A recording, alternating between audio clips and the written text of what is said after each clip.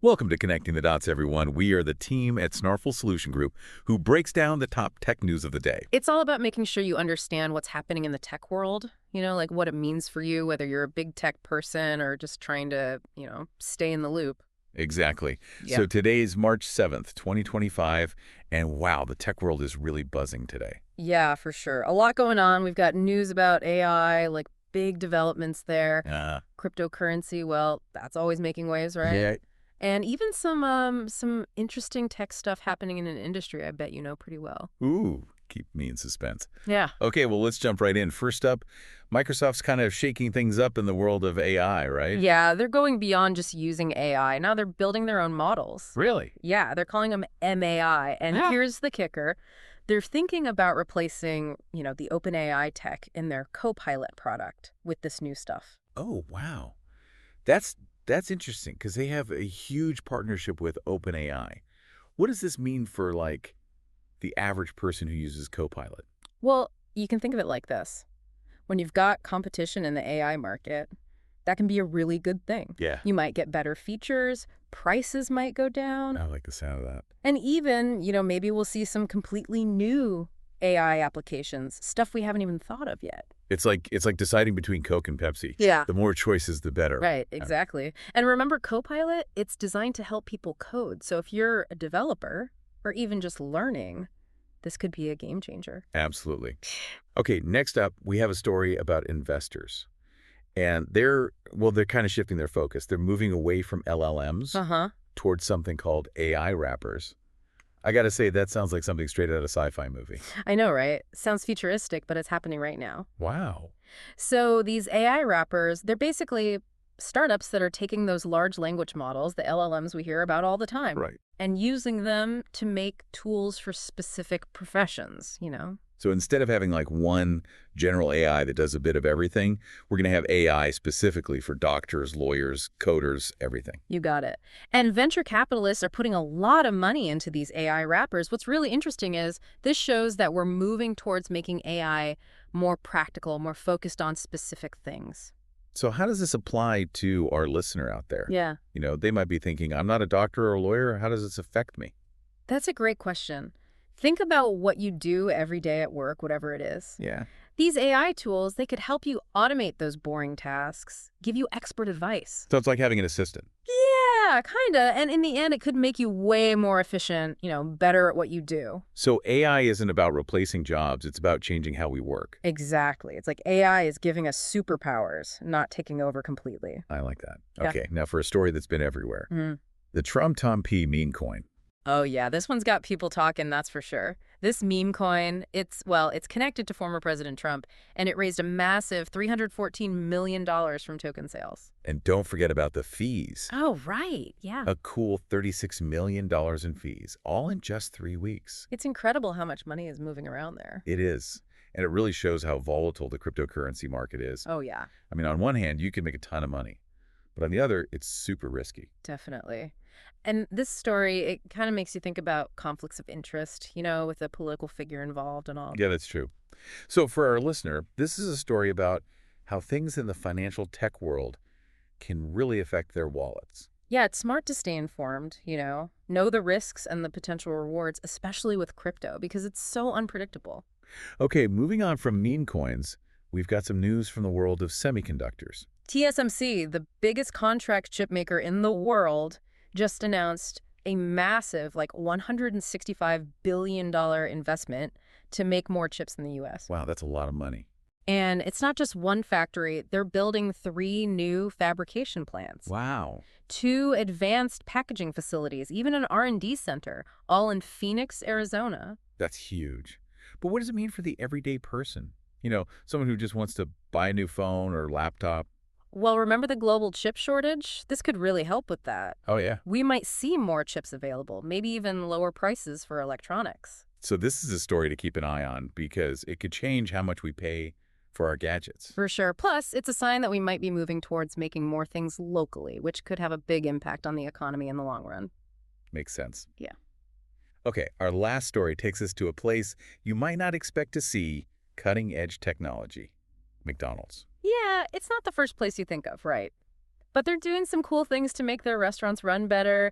They're using edge computing and computer vision. Okay, hold on. For those of us who aren't tech experts, could you explain what those are? Sure. Imagine your local McDonald's knows when a fryer is about to break down, like before it actually happens. Really? That's edge computing in action. So no more waiting forever for fries because the fryer's out of commission. Exactly. Less downtime, cheaper maintenance, and it's better for everyone, customers and employees. I like it. But what about this computer vision thing? Are they using robots to make the burgers now? Not robots, but they are using smart cameras to make sure orders are right. Oh, cool. Like another set of eyes checking everything before you get your food. So less mistakes, Yeah. less waste, and everyone gets what they ordered. Sounds like a win-win. It is. And for the average person, it means a quicker and more accurate McDonald's experience. All right, so we've talked about AI, crypto, chips, and even fast food. What are some key things you think our listeners should remember from all this?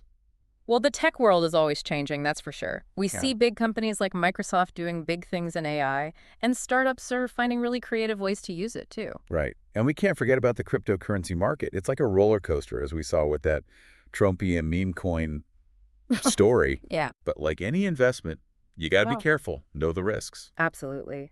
And then we have industries like fast food using high-tech stuff like edge computing and computer vision to improve how they do things. It's really interesting to follow all this tech stuff, isn't it? Oh, definitely. And it's clear that all this isn't just happening in Silicon Valley. It's changing every part of our lives, from how we work to how we relax, even how we get our burgers. That's a really good point. Technology is everywhere now. It's not just for the tech industry anymore. And that brings up a big question. How do we keep up?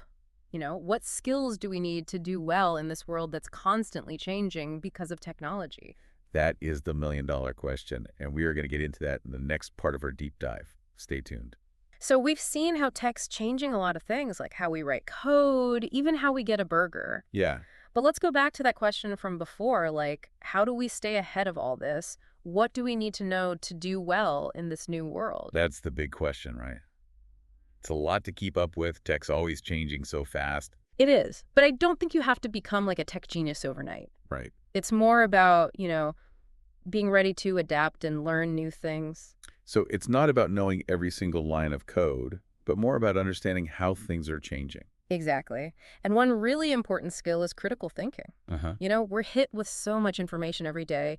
Being able to filter through it all, figure out what's biased and what's not, that's super valuable. Like having a special filter for your brain, right? Right. With all the information overload and everything. That's it. And then there's creativity. We talked about AI making content, but Yeah. real creativity, the kind that comes from people, that's still really important. So brainstorming, coming up with new ideas, that's not going away. Absolutely. I think those skills will become even more important as AI takes over the more routine stuff. Makes sense. What about problem solving? Can't AI do that for us? AI can definitely help us solve problems, Yeah. but it's still people who decide what the problems are, seeing the bigger picture, coming up with solutions. Right. Especially when something unexpected happens. Because, let's be honest, tech isn't perfect. Sometimes the fryer does break, the app crashes, the AI gives you a crazy answer. It happens. And that's when we need people who can think quickly, figure things out. Adapt. Yeah. Exactly. Those skills will be really valuable. So it sounds like we need a mix of things. Yeah. Technical skills, but also those human skills like thinking creatively and solving problems. You got it. And we can't forget communication as tech gets more complicated. Being able to explain it clearly, whether you're talking to tech people or not, that's super important. So it's not just about writing code, it's about writing reports, giving presentations, even helping your grandma figure out her new smart TV. Exactly. You got to be able to bridge that gap between the tech world and the everyday world. Okay, I'm feeling a little better about all this. It's not just about robots replacing us. There's still a place for people. For sure. The people who will do well are the ones who keep learning, who are curious and can adapt. Now that you mentioned doing well, let's talk about some of the good ways tech's being used. We've seen AI helping coders and even fast food places. What about, like, healthcare? Oh, healthcare is a really exciting area for AI. Yeah. Imagine AI helping doctors diagnose diseases earlier, making treatment plans just for you, maybe even finding new cures. Like in those medical shows where the computer figures everything out? It might sound like that, but it's getting closer to reality. Wow. We're already seeing AI being used to look at medical images, predict what will happen to patients, even help with surgeries. So AI isn't replacing doctors, it's giving them better tools. That's the idea. Yeah, And for the everyday person, this could mean catching diseases earlier, getting better treatments. that's great. Yeah, and maybe even living longer, healthier lives. Definitely something to be hopeful about. What about sustainability? With climate change and all, can tech help there? For sure. Renewable energy and sustainable tech, that's one of the most exciting things happening right now. Solar power, wind energy, electric cars, even smart grids that help us use energy better. So it's not just about those fancy electric cars only rich people can afford. Right. It's about making clean energy affordable and accessible for everyone. That's the goal. And as this tech gets better, we could really reduce pollution and fight climate change. So it sounds like there's a lot to be excited about, but also some big challenges. That's always true with technology. Yeah. There are two sides to it. We have to think about the bad things that could happen, the ethics, the unintended consequences. Right. But we also have to see the amazing things it can do, like making our lives better, solving problems, creating a better future. And it all comes back to what we were saying before about the human element. Right. We have to make sure we're using tech the right way for good and that everyone benefits. Absolutely. And with that in mind, I think it's time for another question. Okay, great. This one goes from John in Chicago. He asks, with all this talk about AI taking over jobs, I'm worried about what will happen. What can I do to make sure I don't get left behind? John, that's a question a lot of people have these days. It is. And while I can't promise anything, I can say this. The best thing you can do is to keep learning throughout your life. So it's not about choosing the right career now, but about always being ready to learn something new. Exactly. Focus on those human skills we talked about. Critical thinking, being creative, solving problems, communicating well. Right. And don't be afraid to try new things. Learn about new tech. Embrace the changes that are coming. So being okay with things changing, that's going to be important in the future. I think so. The world's changing faster than ever, and the only way to keep up is to change with it. Learn as you go. Okay, we covered a lot in this part, from what skills we need for the future to how tech can have a positive impact on healthcare and sustainability. That's been a good discussion. It has. But before we finish, I want to touch on one more thing that I think will be a big deal very soon. Augmented reality. AR, like those filters people use on social media? Yeah, like that. But AR can be so much more. Oh, yeah. Imagine walking down the street and your AR glasses are giving you directions, showing you interesting places, maybe even reviews of that restaurant you're passing. It's like a super GPS that works with the real world. Exactly. But it goes beyond just directions. Imagine using AR to try on clothes online before you buy them, or getting repair instructions right on top of your broken appliance. So you don't have to read those confusing manuals. Exactly.